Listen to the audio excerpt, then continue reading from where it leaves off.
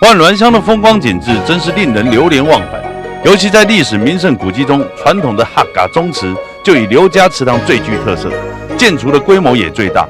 其中门前的小溪更符合哈嘎建筑风水中水带玉、富贵祥瑞的观念。不仅如此，更令人惊讶的是，眼前这座欧风建筑的圣母教堂，哇，那可真是大有来头哦！我们这个圣母圣殿是在1870年建筑的，到现在差不多有141年了。12月8号是我们堂庆，我们最大的那个建堂的日子。那我们这个建筑物呢，可以说是没有钢筋水泥的，完全是用那个石门，还有那个一些水，不是还有一点点水泥，还有那个石灰那个糖黑糖，这样做人工做出来的建筑物。它这个造型是属于西班牙的造型，因为我们这边来这里传教的是西班牙神父，他们来这里传教，所以他们西班牙神父就是要找一个地方，就是在这个万金来这里传教的。但是我们的以这里圣殿为中心，因为我们的那个信仰中心，还有我们地方上有神父来对我们带领我们无论在生活或是一些纠纷还是什么，都是神父来主持这个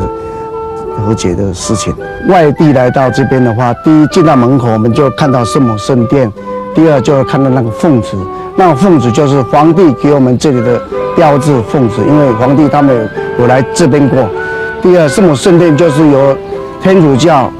那个教宗封的他的大殿，叫做圣母圣殿，就是它是跟那个北斗大堂的一样的等级。对，我们一进到圣堂呢，我们就可以看到我们的圣母像。这个圣母像已经是100多年的圣母像，我们每年都有出去那个游行，都是用这个圣母像各地的那个教友都来这边朝圣。原来万金圣母圣殿是台湾唯一受教宗若望保禄2世所册封的圣殿，哇，真是风光啊！万峦除了人文、历史、名胜古迹可供你游赏之外，就连大自然的生态之旅也可以尽兴的安排哦。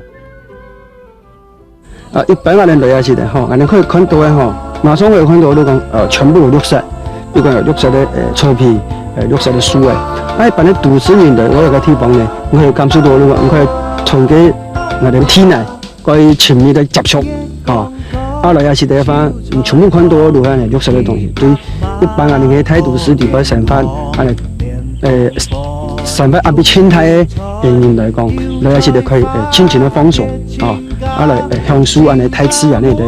景色。尤其係全家人來，然後佢哋些人呢，打球搞飛盤又比如講第一頓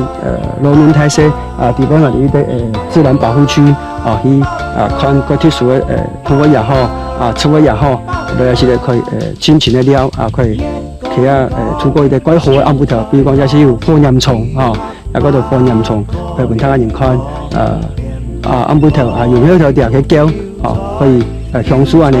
可以同都市以外無樣嘅生活一啲安布頭。占地50多公顷的引達生態農場之中，不但具有原始森林的風味之外，更依地形規劃了許多不同生態保育區和放牧區。尤其值得一提的是，在這廣闊和茂密的林木中，就有160多種植物和共有57種之多的鳥類。哇，這麼多的鳥叫聲，聽得令人心神氣爽。現在你能聽出這裡有些什麼鳥叫聲嗎？